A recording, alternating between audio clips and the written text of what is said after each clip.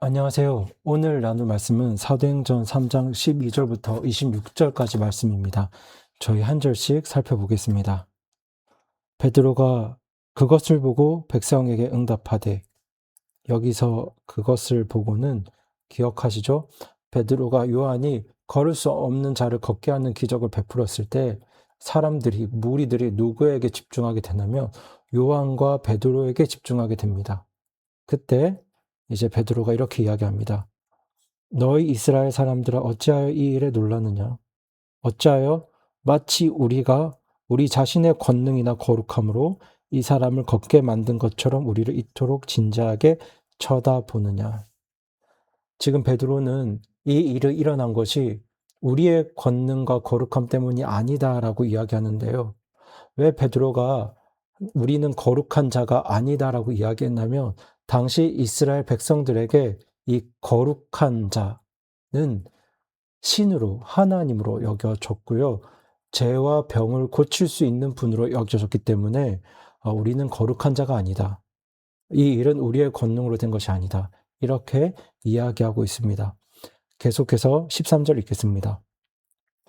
아브라함과 이삭과 야곱의 하나님 곧 우리 조상들의 하나님께서. 왜 베드로가 이 이야기를 하고 있냐면 지금 베드로와 요한에게 나온 사람들이 바로 유대인들이기 때문입니다.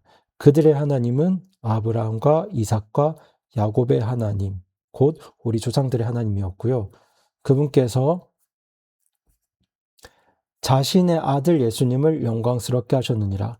그 예수님을 누구로 이야기하고 있냐면 아브라함과 이삭과 야곱의 하나님, 우리 조상들의 하나님의 아들, 그 하나님께서 영광스럽게 하신 분으로 소개하고 있습니다. 너희가 그분을 넘겨줬고 빌라도가 그분을 놓아주기로 결심하였을 때 너희가 그의 얼굴 앞에서 그분을 부인하였으니 너희가 그분을 부인했다. 이렇게 이야기합니다. 14절입니다. 다시 이렇게 이야기합니다. 너희가 거룩하신 분, 곧 의로우신 분을 부인하고 살인자를 너희에게 주기를 구하여. 아까 기억하시죠? 베드로가 우리는 어떤 자가 아니라고 이야기합니까? 거룩한 자가 아니라고 이야기하죠. 여러분, 거룩한 자, 거룩한 분은 곧 누구를 뜻한다고 말씀드렸죠?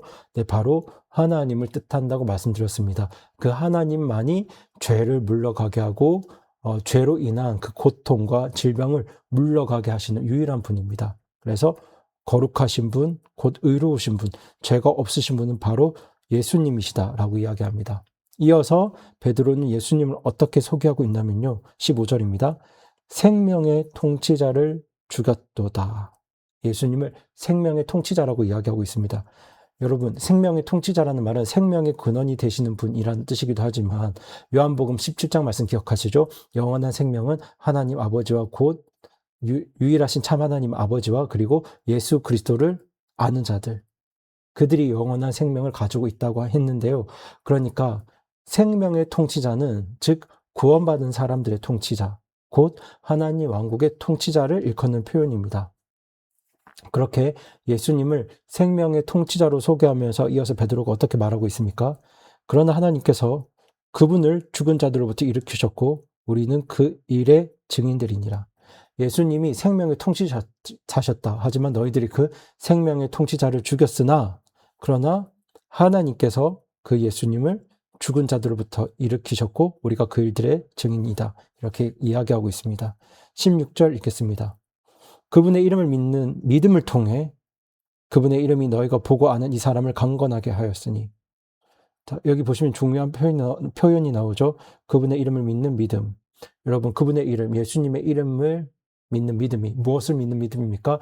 예수님의 이름이 어떤 뜻이죠? 자기 백성을 죄로부터 구원할 분, 죄로부터 벗어나게 하는 분. 그렇게 예수님이 우리를 죄로부터 벗어나게 하시는 분이다 라는 믿음을 통해서 곧 그분의 이름이 너희가 보고 하는 이 사람을, 그러니까 조금 전까지 평생을 걷지 못했던 이 사람을 강건하게 하였다. 그렇게 말씀하고 있습니다. 참으로 그분으로 말미암은 믿음이, 또 예수님으로 말미암은 믿음이 너희 모두 앞에서 그를 이같이 완전히 낫게 하였느니라. 17절 읽겠습니다. 이제 형제들아, 베드로도 유대인이기 때문에 그 무리들, 유대인 청중들을 향해서 형제들아 라고 이야기하고 있고요. 이제 형제들아, 너희의 치리자들이 행한 것과 마찬가지로 너희의 치리자들이 행한 것이 무엇입니까? 예수님이 하나님의 아들이심을 알지 못하고 메시아 그리스도심을 알지 못하고 그분을 신성 모독죄로 몰아서 십자가에 못 박아 죽인 죄를 말하죠. 그렇게 너희의 치리자들이 행한 것과 마찬가지로 너희도 알지 못하여 그리하였음을 내가 아노라. 너희가 알지 못해서 예수님을 부인하고 예수님을 십자가에 못 박아 죽였음을 내가 안다. 자, 18절입니다. 그러나 하나님께서는 자신의 모든 대언자들의 입을 통해 미리 보여주신 그 일들, 곧 그리스도께서 고난 당하실 일들을 이같이 성취하셨느니라. 자, 너희는 알지 못해서 그 일을 행했지만 그렇게 예수님께서 고난 받으실 것이 하나님의 모든 대언자들, 구약의 대언자들 통해서 이미 예언되었고 그것이 성취되었다. 이렇게 이야기하고 있죠. 19절입니다. 그러므로 너희는 회개하고 회심하라.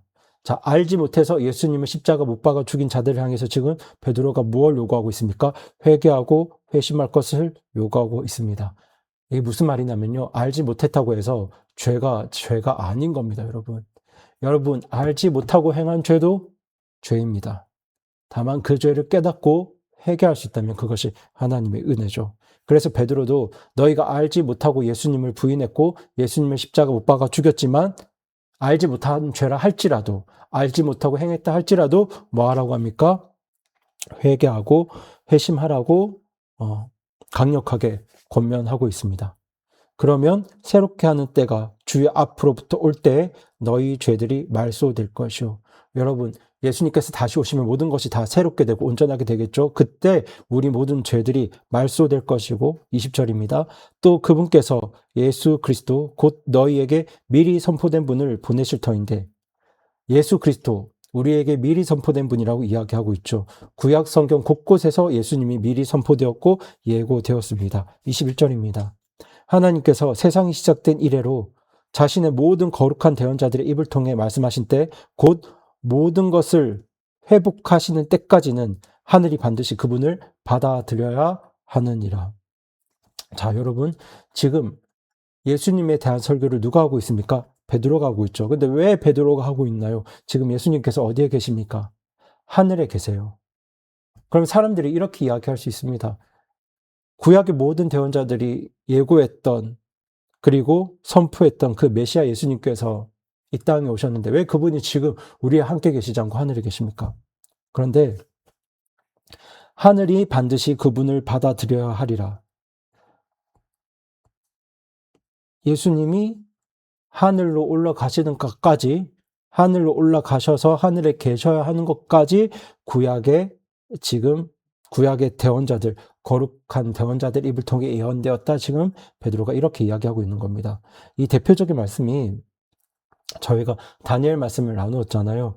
이 다니엘 7장 13절, 14절 말씀을 보시면 사람의 아들 같은 분, 인자 같은 분이 하늘에서 구름을 타고 오셔서 왕권을 받으십니다. 하나님 나라의 왕권을 받으시는데요. 그러니까 메시아 그리스도는 지금 어디에 계셔야 하나요? 하늘에 계셔야 합니다. 그래야 하늘로부터 오셔서 이 온 세상의 왕권을 받으실 수 있죠. 그리고 저희가 지난번에도 나누었는데 다윗도 자기 이야기를 하는 척하면서 우리 예수님에 대한 이야기를 하는데요. 예수님께서 어디에 앉으셔야 한다고 합니까? 하나님 보좌 오른편에 앉으셔야 한다고 그렇게 이야기합니다. 모든 원수들이 심판을 받을 때까지 하나님 보좌 오른편에 앉으셔야 하기 때문에 하늘이 반드시 그분 메시아를 받아들여야 한다. 지금 베드로가 이렇게 설교하고 있습니다. 22절입니다. 진실로 모세가 조상들에게 이르되 주 너희 하나님께서 너희 형제들 중에서 나와 같은 대언자 하나를 너희를 위해 일으키시리니. 자, 모세와 같은 대언자, 네, 나와 같은 대언자 하나가 일으켜질 것이다. 그리고 그가 너희에게 무엇을 말하든지 너희는 모든 일에 그의 말을 들을지니라. 여기 모세와 같은 대언자가 누굴까요? 네, 예수님입니다. 여러분, 그렇다고 이 말씀이 모세와 예수님이 어떤 급이 같다는 이야기가 아닙니다. 모세는 사람이고 예수님은 하나님이시죠. 완전히 급이 다른 존재인데요. 이제 모세가 이렇게 이야기한 것은 그 역할과 어떤 하는 일들이 같았다는 것을 이야기합니다. 이게 어떤 의미냐면 사실 구약 시대에 참 많은 시대에는 왕과 대언자와 제사장이 따로 있었는데요. 모세가 출애굽하던 그 당시에는 왕도, 이스라엘의 왕도, 그러니까 이스라엘 통치했던 자도, 그리고 대언자도, 그리고 제사장도 다 누구였습니까? 다 모세였습니다. 그런데 사실 모세와 같은 대언자, 왕이시요, 제사장이시요, 대언자이신, 사실 모세보다 더 뛰어난 분이시죠. 그런 대언자 하나 예수님이 일으켜질 것인데, 그분이 무엇을 말하든지 너희가 모든 일에 그분의 말을 들어라. 이렇게 이야기하고 있는 겁니다. 23절입니다. 그 대언자의 말을 들으려 하지 아니하는 모든 호는, 모든 사람은 백성 가운데서 멸망을 당하리라 하였고, 예수님의 말씀을 듣지 않는 불순종하는 모든 사람은 멸망당할 것을 이야기하고 있습니다. 24절입니다. 참으로 사무엘 이후의 모든 대언자들과 그 뒤를 이어 말씀을 전한 자들도 다 마찬가지로 이 날들에 대하여 미리 말하였느니라. 네, 이 날들에 대하여, 예수님의 날들에 대해서 모든 구약의 대언자들이 계속해서 말씀을 전해왔다. 이렇게 이야기하고 있죠. 25절입니다. 너희는 대언자들의 자손이요. 무슨 말이냐면 너희가 누구보다 그 구약 성경을, 그 대언자들이 전한 말씀을 잘 알고 있지 않느냐. 너희가 대언자들의 자손이다. 그리고 하나님께서 우리 조상들과 맺으신 언약의 자손이니라. 네, 우리 조상이 바로 아브라함과 이삭과 야곱이죠. 그 조상들과 언약을 맺으신 하나님을 믿는 백성이다. 그분께서 아브라함에게 이르시되 내 씨 안에서, 누구의 씨 안에서입니까? 아브라함의 씨 안에서 땅의 모든 족속들이 복을 받으리라 하셨으므로 하나님께서 자신의 아들 예수님을 일으키시고, 그러니까 아브라함의 씨 안에서 모든 땅의 족속들에게 복의 근원이 되는 분이 바로 누구시라고요? 자신의 아들 예수님. 그분을 일으키시고 그분을 통해 너희에게 복을 주시기 위해 그분을 먼저 너희에게 보내사, 여기서 너희는 유대인들이죠. 그러니까 이방인들에게, 다른 사람들에게 예수님을 보내기 이전에 먼저 너희에게, 당신의 백성에게, 언약의 백성에게 예수님을 보내셔서 너희 각 사람이 자기 불법들을 버리고 돌아서게 하셨느니라 아니라. 그렇게 베드로는 자신에게 몰려있는 어떤 사람들의 시선, 군중들의 시선을 돌려서 그 시선을 누구에게로 향하게 합니까? 네, 예수님에게로 향하게 합니다. 그것도 무엇으로 향하게 하나요? 하나님의 말씀으로 향하게 합니다. 저는 지난번 베드로의 설교도 그렇고요. 이번 베드로의 설교도 그렇고, 와, 하나님의 말씀으로 사람들을 회개하게 하시는 이 성령님의 역사가 얼마나 놀라운지, 그분의 권능이 얼마나 대단한지 다시 한번 보게 되는데요.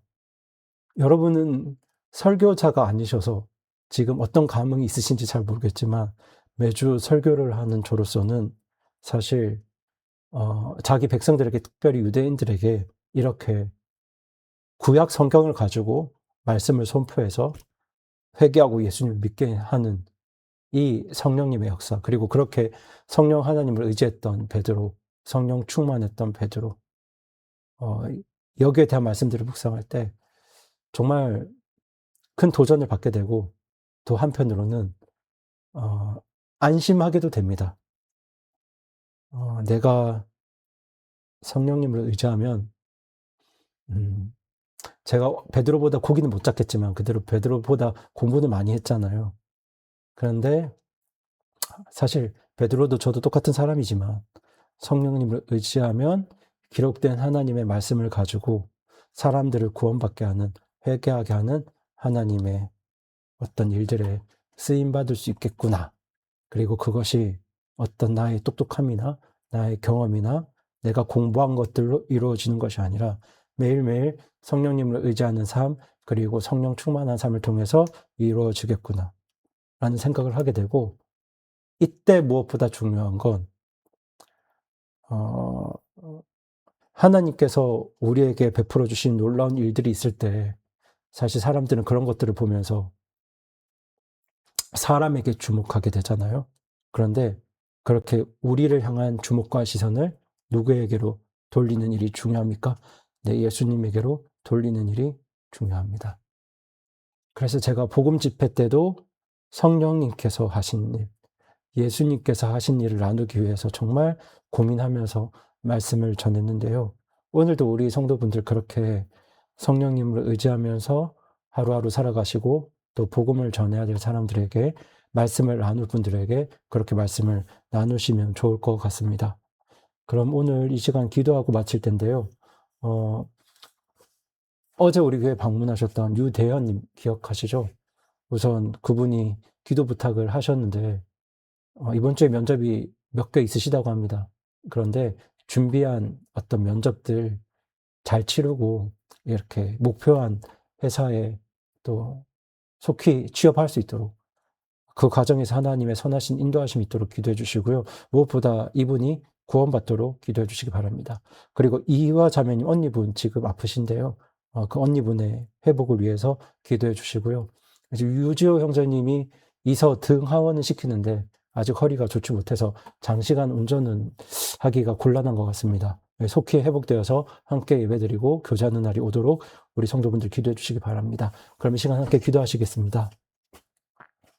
살아계신 하나님 아버지, 오늘 자신에게 쏠렸던 사람들의 시선과 주목을 예수님께로 돌린 베드로와 요한, 그리고 그들에게 예수님을 전할 때 성령님을 의지해서 기록된 하나님의 말씀으로 우리 예수님을 증거했던 베드로와 요한의 모습을 보면서 정말 큰 도전과 은혜를 받습니다.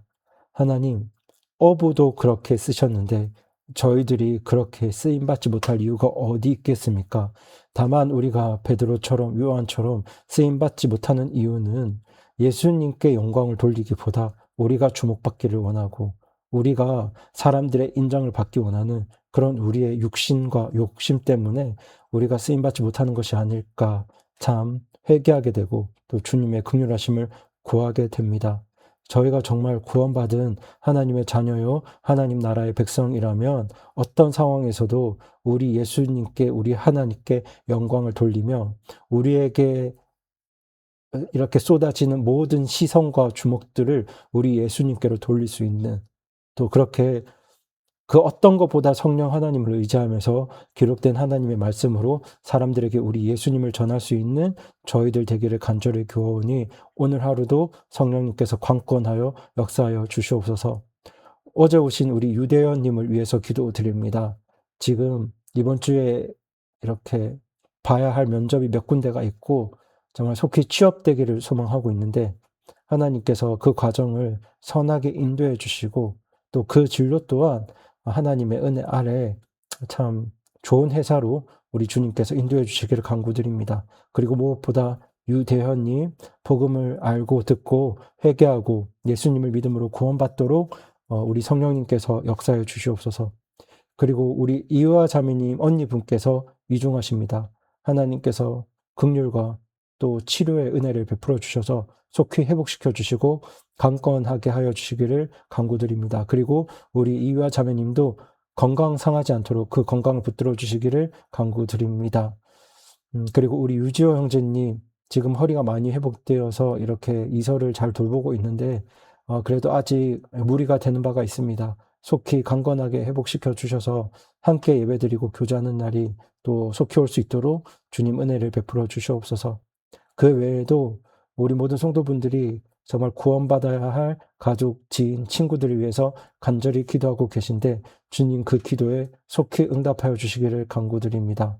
그리고 이번 한 주도 세상 사람들이 구하는 복이 아니라 하나님께서 기뻐하시는 복들을 구하고 그렇게 하나님 나라의 복들을 구하며 살아가는 우리 성도님 한 분 한 분 되도록 주님께서 그 삶들을 축복해 주시기를 간구할 때 이 모든 말씀 우리 주 예수님의 이름으로 기도드립니다. 아멘.